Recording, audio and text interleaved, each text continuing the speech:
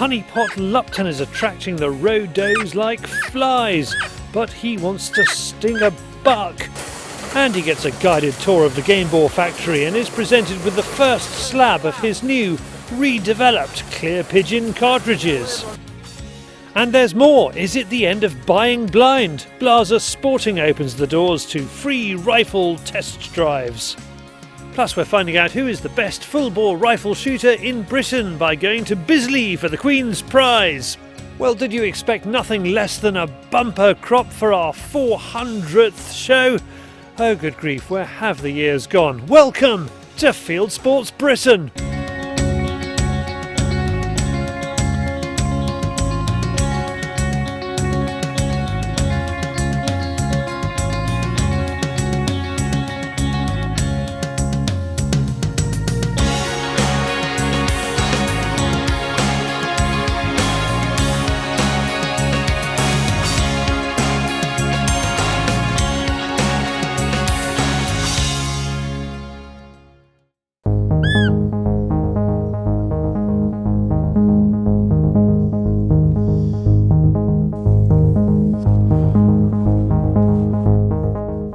Might be a little bit early for the start of the rut yet.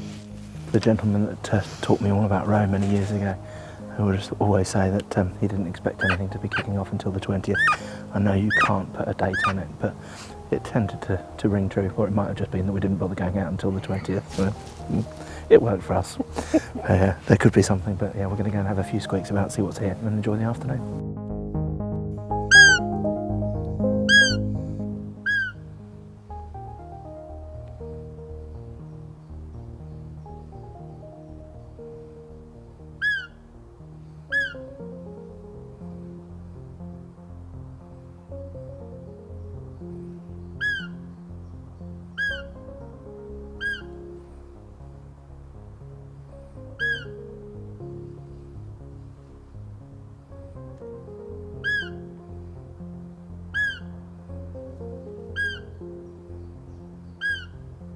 That was absolutely gorgeous, even without the lucky hat. So it's just keep your head down, and it's amazing what you can do with wildlife, especially deer, if you just stay still.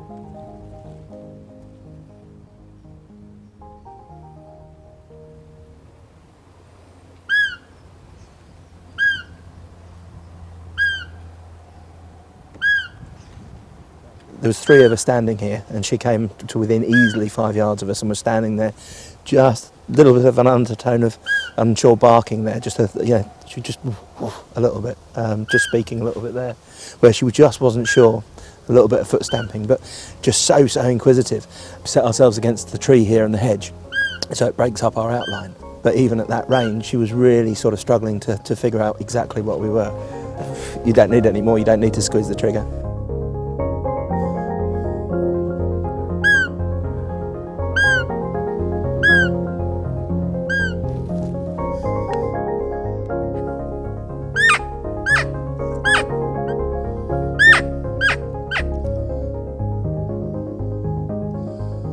We had a nice little response from the doe there, no bucks. I'm sure there's a buck in this territory, but again, if they're not stirred, if they're not rutting at the moment, then you're not going to be able to do anything with them.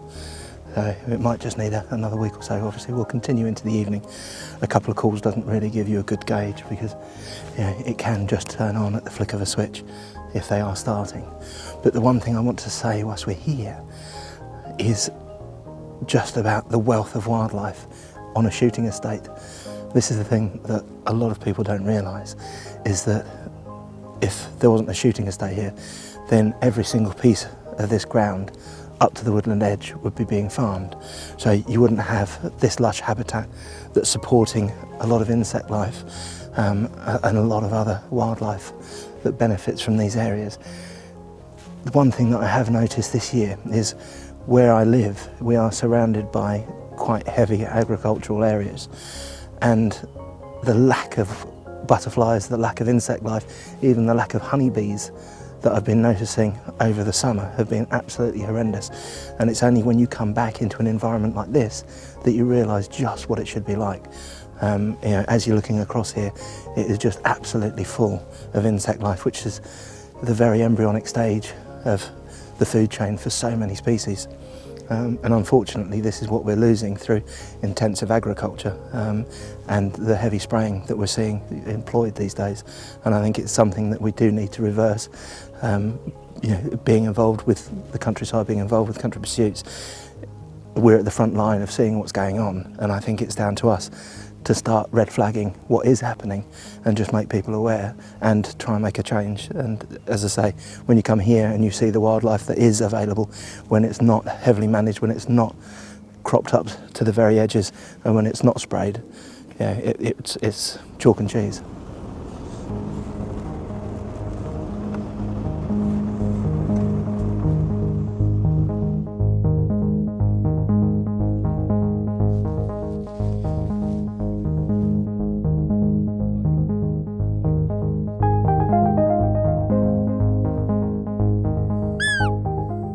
They're just on the turn because he's sort of checking it, but not overly keen at the moment. So again, yeah, it really does look like we're just a few days too early at the moment because the conditions now are absolutely spot on. The wind's dropped down, it's humid as hell, and it really should be starting to kick in if they're going. We'll move on and just find another patch.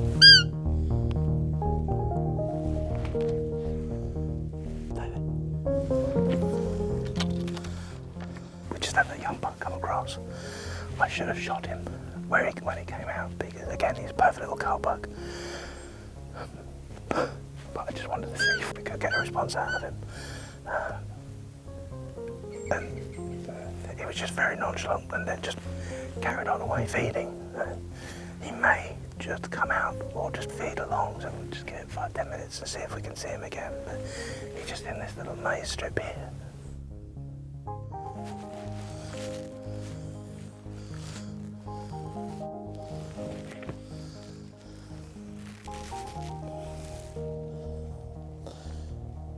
You see him or not?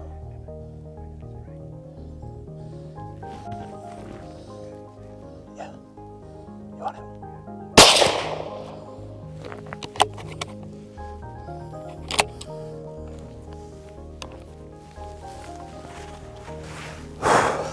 Again. 11th hour. He was just coming out and just hesitating as he was feeding out. And it looked like he was making his way into the crop to the left of us. And obviously just afforded me a shot there. So, wow, yeah, absolutely superb night. Lovely little cull buck. Really, really pretty little roebuck. Again, they are just stunning. In the off season, I've been sent lots of presents, so I had lots of new shinies to play with. So you're always a little bit unsure when you take them out for the first time. So we had a new Sauer 404 and a Leica scope and Leica geovids as well, range-finding binoculars from Leica there. We went over to the factory and saw how they were made. They were just phenomenal, but it's always nice to get the kit back and get it on home soil and start using it and putting it to work properly. I don't like changing sticks either, and I've been using the quad sticks for a good number of years now that were made by a friend of mine, Derek. But I've been persuaded to take out the Spartan bipod and the Spartan tripod. I haven't even played with that until tonight, so I didn't go out, which is really naughty of me. I should have gone out and then put some range time in, just getting used to it, but it only arrived a few days ago, so we just didn't have the opportunity to do that. But again, absolutely superb. So you can teach an old dog new tricks. Lift it up. Okay, so we just zipped the gralloch quickly out of the roebuck. This is something that really is becoming more and more important, I feel. In a lot of countries and over here, we are leaving gralloch out, especially on the hills and on the big open grounds. And leaving a gralloch out that has been shot with a high velocity rifle, personally I feel now is being very irresponsible because of the amount of birds of prey and other animals that will come and eat the gralloch. It can only take the tiniest amount of lead to kill them, and this is something hopefully we'll be covering in a little bit more depth further down the line.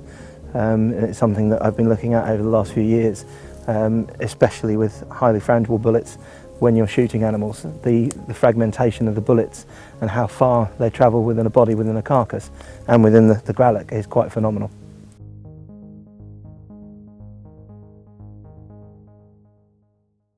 Thank you, Roy. And if you're going to the Game Fair this year, on Friday the 28th of July 2017, the Lord Lupton will be appearing in the Game Fair Theatre, talking to me about eagles and the dangers that lead rifle bullet fragments pose. It's a subject about which he is passionate. Now somebody else who is no stranger to passion, it is David on the Fieldsports Channel News Stump.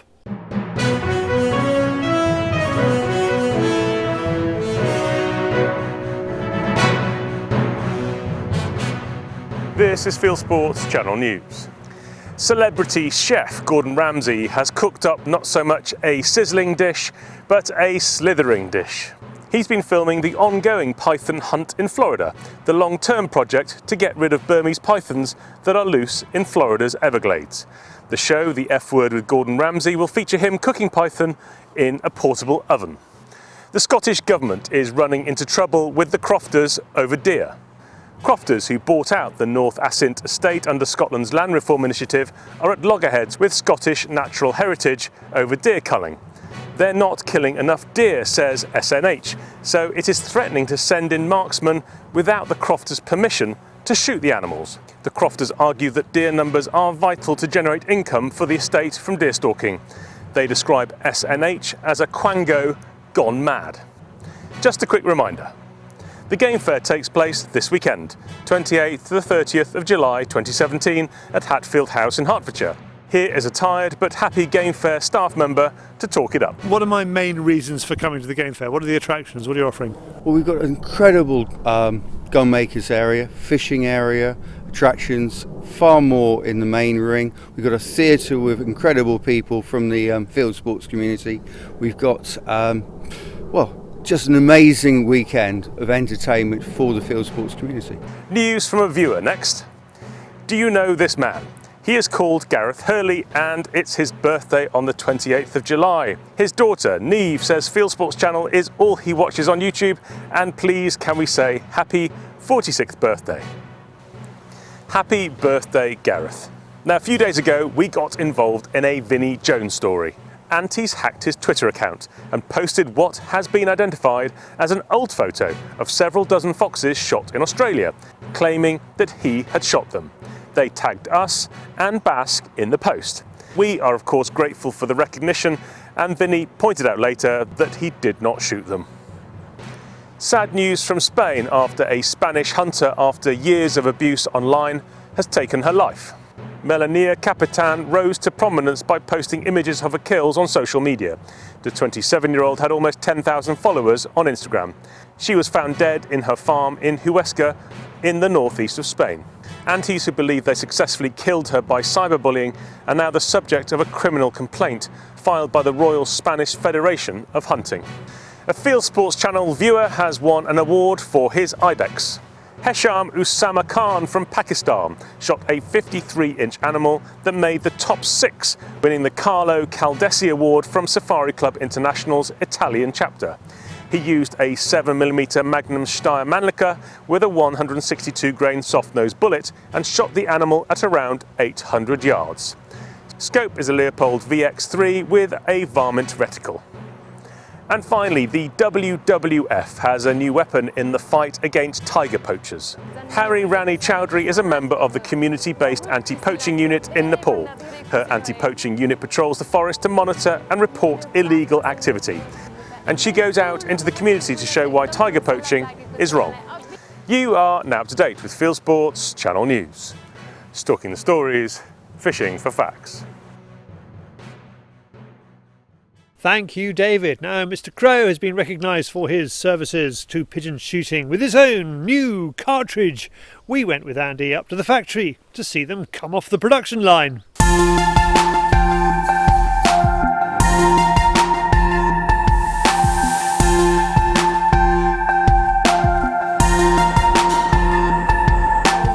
It's a bit like Charlie, a golden ticket, and the Wonka factory.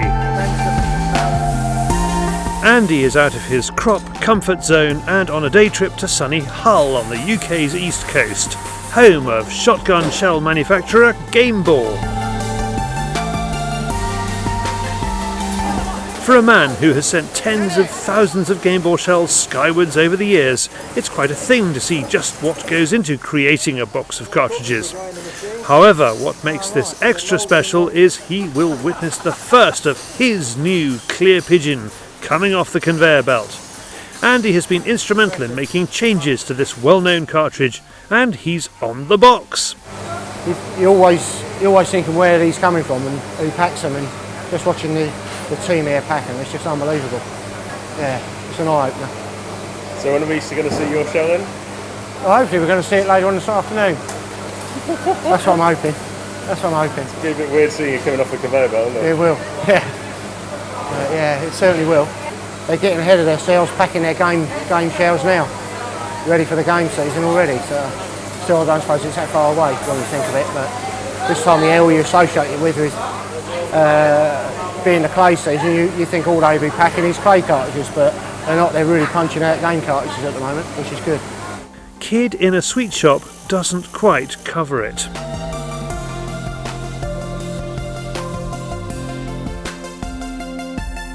As they reconfigure a machine to start production of the Clear Pigeon, we head upstairs to the warehouse with pallets ready to head out across the country and the world. David Scott from Gamebore explains why they asked Andy to help with the new cartridge. When it comes to pigeon shooting, I think I would consider Andy the all-round pigeon shooter. He's got the ability to shoot as well as anybody I've seen. He's got the fieldcraft, and that with pigeon shooting has got to be a large part of it. You can be the best shot in the world, but if you can't get yourself in front of the pigeons, then it's not going to happen. But what Andy can tell us is whether we've made the product better or not quite so good, or given him what he's after. We've pretty much nailed this one first time round, to be honest. The key thing with the Clear Pigeon was everybody wants to shoot a little bit further, and certainly Andy's very capable of that, and you just need the ammunition to back it up with the downrange velocity and hitting power, which the new product has certainly got. So it's not just a reboxing and rebranding exercise? No, we don't do that. We don't cut corners. We're not into sticking a different coloured case and call it something different. This is start to finish. It's like the Velocity Plus. That's a totally new product to which we launched, 2-3 years ago. This is totally new product. Andy is of course chuffed to bits. With hard hats on, we ascend the shot tower, where molten lead is poured from a height into a water tank. Well, up here we smelt lead, so we produce lead shot in essence. So we buy the lead ingots in from the UK. So we use 100% UK lead, which enables us to keep the quality that we need. Basically, we preheat the lead, we pump it across to the dropping furnaces, then we drop it through some sieves, which are just a frying pan. It's literally a frying pan, yeah. There's a little bit more technology behind it, but hey, it is a frying pan. And that falls how far? About 47 metres. We drop into a water tank, so it's just a catching device. From that we're going to dry in the shot, graphite in the shot, through various other quality measures to ensure that it's got a perfect sphere. Then we grade it. Simple as, really. Anything that is misshapen is rejected and recycled.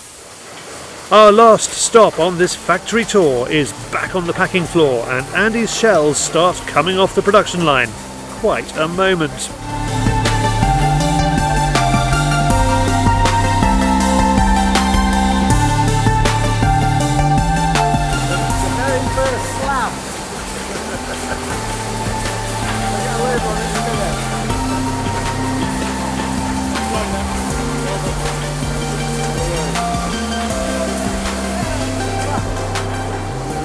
My granddad used to pack his own cartridges, and he used to tweak them and mess about them himself. How he never blew himself up, I never will know, but no, and you just think that's how it is, just bung the components together and away you go, but it definitely isn't here. Phil is so dedicated to the company, really. He'll come in on a Sunday to get things going, so, and he really does know his stuff. Must feel weird. It does, it feels weird. It's just, yeah, to think I've had a bit to do with putting these together and have myself on the box. That's something else as well. Now all I've got to do is fill your car up with some cartridges and get the hell out of here.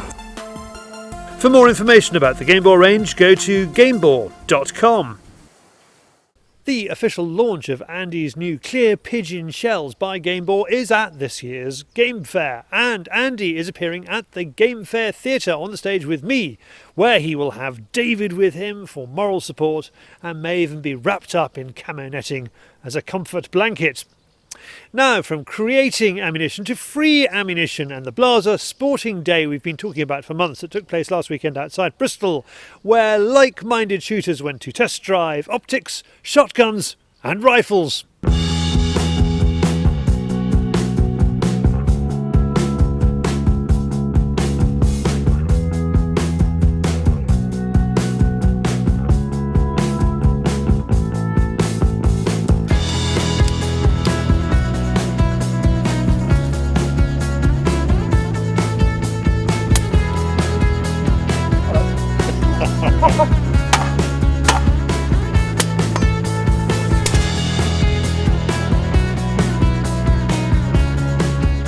The shooting world has a culture of buying blind. When you think how personal a rifle is to a shooter, that's pretty crazy. Thankfully, that's all changing, certainly in the UK. It's all down to revolutionary events like this one, the Blaser Sporting Day at Brace's range near Bristol. The list of thank yous is long, so I just keep it short. Thank you for everyone. Anyone who's dressed in this gear, assume that they're Blaser staff. You will have the opportunity to speak to us throughout the day. I suggest strongly, please take that opportunity. Add to that free ammo and professional advice, and it's a recipe for a good day out. I think we need these events. We've taken a lot of criticism for not taking a stand at the Game Fair. But the problem with the Game Fair is as soon as they give me an opportunity for my customers to come and actually fire on a range like this, great, I'm there. But until then, I think I would much more have the touch and feel approach rather than sort of an abstract conversation about a product that they've seen in a tent once. We brought a lot of ammo, and usually people, when you say it's free, they don't quite believe you for some reason, but You've blown the budget. We've blown the budget, yes. More than 150 firearms certificate holders are registered to shoot over the 2 days. They have brought family and friends and come from all over the British Isles. And that just shows the appetite that's out there to pull a trigger and try a host of rifles and mainly minox optics. So where have you come from today? I've travelled all the way from the sunny North Wales. It's near Ruthin, a good 3 hour and a bit ride down here. Has it been worth it? Absolutely, absolutely. I think it's a cracking way of sort of, you try before you buy, isn't it? And if it's something you didn't expect, the action of something or whatever it is, you've got the opportunity to explore, ask the experts, like-minded people around that may have experience in it. So it's absolutely spot on. Absolutely spot on, so I fully encourage it. You can choose to shoot a Blaser, a mauser, a sauer on different target setups, from the running bore managed by the big Croatian Tomo Svetic from Artemis Hunting to a 200 and 100 metre steel target range operated by Andrew and Helena Venables of WMS Firearms Training, and Ian Spicer representing Minox Optics. I like the straight pull. I've seen a lot of people using them. I pick them up and I like them. I've played with some in a gun store but not actually shot with them, and it's definitely made my mind up I'm going to go and get one. Do some pretty rugged hunting trips, so you need some rugged, reliable gun, and I think Blaser is really the only way. Yeah, it's been really good. Free ammunition, so can't complain at all. Really enjoyed it and learnt lots. Very positive, so far so good. Yeah, everything seems to be going really well. Everyone's smiling, plenty of ammunition getting shot, so everyone seems to be happy. Yeah. When you're not shooting bullets, you can look at some of the new Blaser technical clothing range and try the shotgun layout with a Blaser F3 or F16. Some of the clothing uses the traditional Lupton fabric, but with a high-tech twist. It's also far more lifestyle in its look. The modern hunter, dare we say it, is looking sort of cool. We've had people talk to us and make comments about, oh, I could wear that skiing. Absolutely, well, why couldn't you? But it will take, I think, a little bit of time for people to understand that because something isn't 3 inches thick and a big, fat, heavy coat, and it's very thin, it will do exactly the same job, but in a much better way. Back to the clay line, and it's safe to say that shotgun shooting is pretty easy to sample. For rifles, it's different, but this year has seen new clarity in the law, which Andrew hopes will make rifle shooting more accessible. It's an interesting thing. We're actually looking at a situation where we're really now trying to actively make rifle shooting commercially available like shotgun shooting is. With current laws, there's no problem. You can set up on private land, you can have a shooting school, you can add a rifle range, and so long as you retain all shots fired, you've got appropriate insurance in place and you're not a noise nuisance, you can provide rifle shooting. It works well, doesn't it? It does. Happy? Brilliant. Fine. Lovely. If you're mountain biking, riding a pony, swimming, playing golf or fishing, you must be nuts because they're really dangerous. We're a very safe sport and we're available to men, women, children, the disabled. The whole of society can have a crack at shooting. As we mentioned, people travelled far and wide to visit races this weekend. One young shot has accompanied his father from the Isle of Wight. Maybe he's come to meet me. Who's the best person on Fieldsports Britain? I'm gonna say David. So second best then? Roy. Not a look in, but I suspect foul play. And why have you come all that way? Just because we knew you guys were going to be here, and my dad wanted to try out some more rifles than his 223. And has he had a chance to try stuff? Yeah, he's had quite a bit of fun. Thank you very much for talking to me, Max. Thanks for having me on the show. This event was designed to stop the window shopping and do some test driving. It's a formula that works, and we hope others will follow the likes of Blaser and open up the opportunities for rifle shooting. For more information about Blaser Sporting, go to blasersporting.com, and to make sure you hear about the next one, please like the Blaser Sporting Facebook page.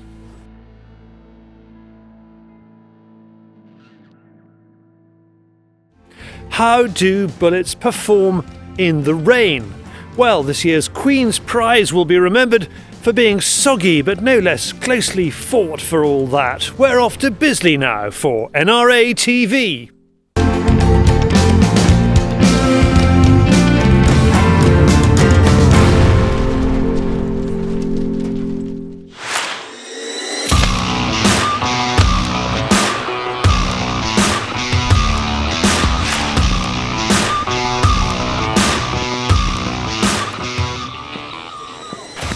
Well, this is the end of nearly 4.5 weeks of intensive competition here at Bisley. It's the Queen's Final day. We've had somewhere in the region of 3,000 people from literally all over the world coming to shoot on a myriad of competitions at Bisley, and this, joy of joys, is the last day. It's the Queen's Final where 100 of the world's finest marksmen do battle for the honour of winning the Queen's Prize, to be cheered off by their peers.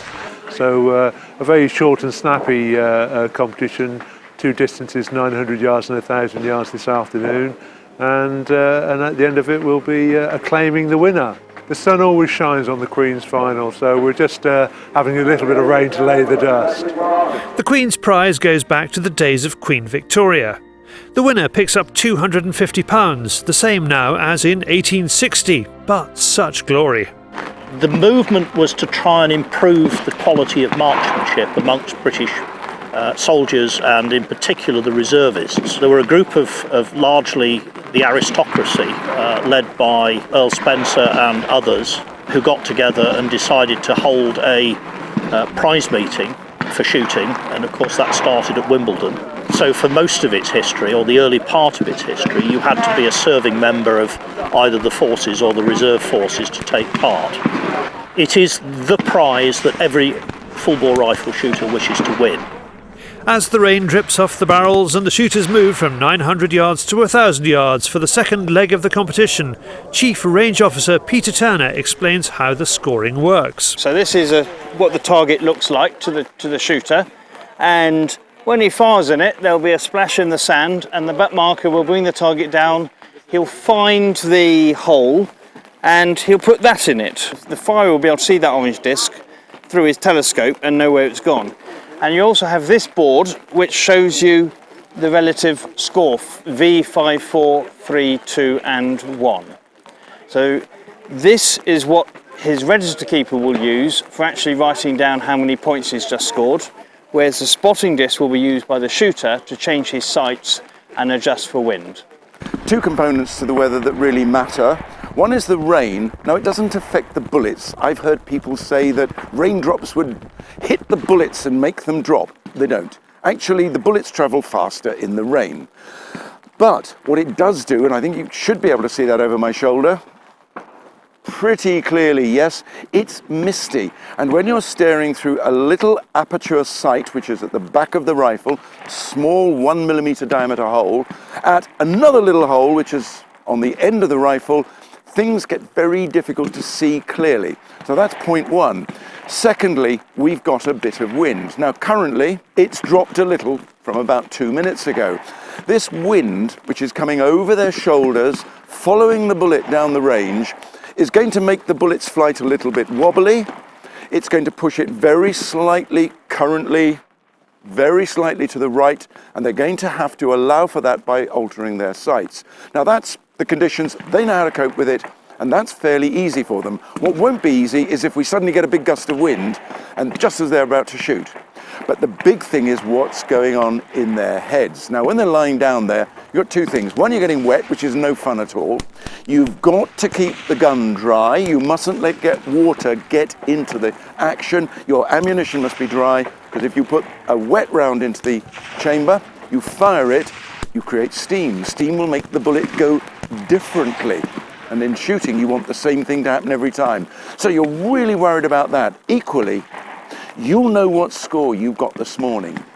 And that is the killer. The conditions were pretty awful. The conditions yesterday were ghastly. And what is going through the shooter's mind is they've got to completely ignore what score they get.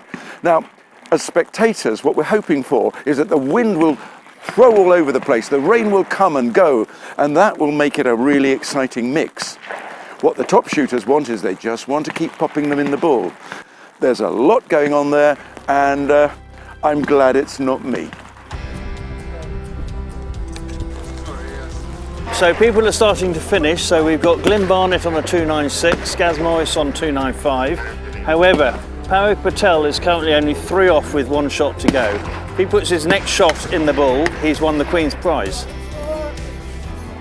So here comes, who's this for? So what we're going to be doing now is transferring all the scores over. Healy, what's he on? 296. Patel takes it. So Parag Patel, who won the Governor General's prize as a cadet maybe 10, 12 years ago, now gets the Queen's prize in the UK with a really good score, 297. Cracking little score, that. Today was a very wet day, and I actually took my rifle apart between 900 and 1,000 yards, and the bedding was full of water. So I'm glad I did that. I dried it off and put it back together again, and really had a nice tight shoot at 1,000 yards. But I'm wet through and through. My waterproofs didn't work. I've got wet trousers, but it doesn't bother me. I'm happy to shoot in the rain. The wind is usually quite calm in the rain, and so actually I didn't have to do too much thinking with regards to the wind, just firing good shots. My children, I heard them, shouting in the background, "Daddy's back in the lead." So that was a bit nerve-wracking, and I lost one of my 13th count at 1,000 yards. It was a slightly ropey shot, but then I got the last 2 in, so I'm very pleased that I held it together. Single most important competition that we shoot at Bisley, and I wanted this one all my life since I was a 13-year-old boy. I'm now 41 years old, and I finally got there in the end. As is traditional, the victor, wet but worthy, is chaired away from the range to go on a long trip around the clubhouses of the home of British shooting.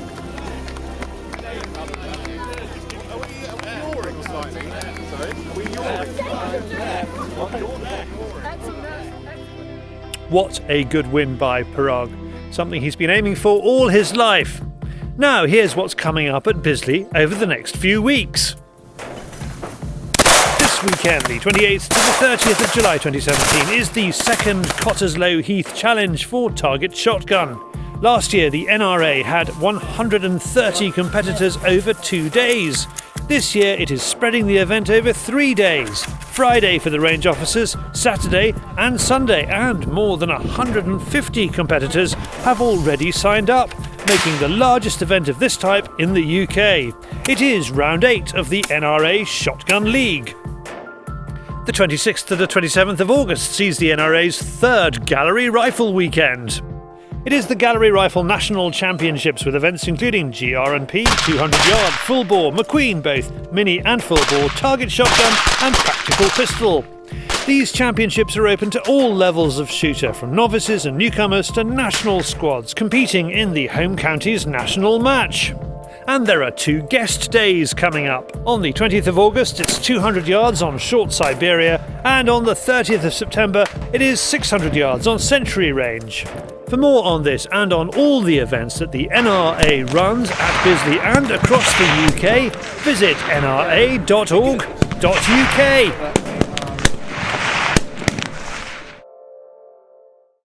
Now from Surrey to the wider world of hunting and shooting on YouTube, it is Hunting YouTube.